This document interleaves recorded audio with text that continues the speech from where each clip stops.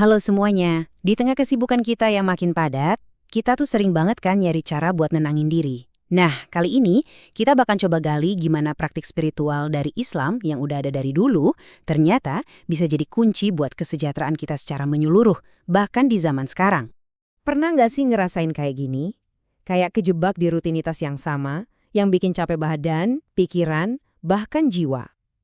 Nah, gimana kalau ternyata solusi yang kita cari-cari itu bukan sesuatu yang baru, tapi justru ada di dalam kearifan yang udah terbukti ampuh selama berabad-abad? Oke, jadi ini nih roadmap kita hari ini. Kita bakal mulai dari apa sih makna ibadah itu, terus kita lanjut ngelihat kekuatan di balik sholat subuh dan tahajud.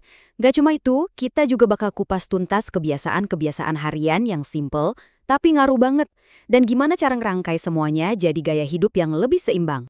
Sip, kita mulai dari akarnya dulu ya.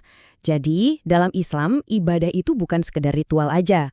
Tapi ini adalah sebuah sistem kehidupan yang komplit yang dirancang untuk menyeimbangkan semuanya. Mulai dari pikiran, tubuh, sampai jiwa kita. Dan pusat dari semua ini, ya, sholat. Coba deh, jangan anggap ini sebagai kewajiban semata, tapi sebagai momen komunikasi langsung kita. Momen me time kita sama Sang Pencipta. Saat kita bisa benar-benar fokus, sholat itu bisa jadi semacam jangkar yang menenangkan jiwa dan ngembaliin keseimbangan spiritual yang sering banget hilang di tengah kesibukan. Oke, sekarang kita masuk ke praktek kunci yang pertama, sholat subuh. Ini mungkin salah satu yang paling menantang ya, tapi percaya deh, manfaatnya juga paling banyak. Waktu subuh itu ajaib banget kan? Pas dunia masih gelap, masih sepi, dan kita dihadapkan sama pilihan, selimut yang anget atau panggilannya. Makanya seruan azannya itu spesial banget. As-sholatu khairum minan naum. Sholat itu lebih baik daripada tidur. Ini tuh kayak pengingat lembut setiap pagi tentang prioritas hidup kita. Dan coba lihat deh manfaatnya. Luar biasa banget buat fisik dan mental kita. Bangun pagi, terus melakukan gerakan sholat yang ringan, itu ternyata langsung melancarkan sirkulasi darah dan ngasih kita suntikan energi alami. Pikiran jadi lebih jernih, fokus meningkat, dan yang paling penting, kita melatih disiplin sejak awal hari. Memulai pagi dengan ketenangan itu benar-benar game changer.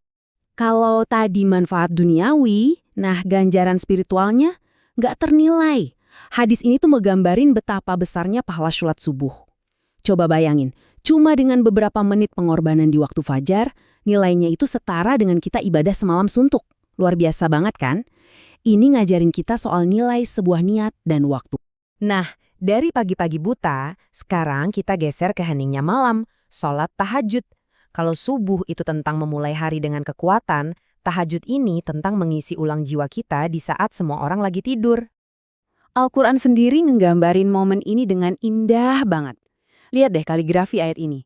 Estetikanya aja udah menangkap esensi dari pengabdian yang tulus di tengah sunyinya malam.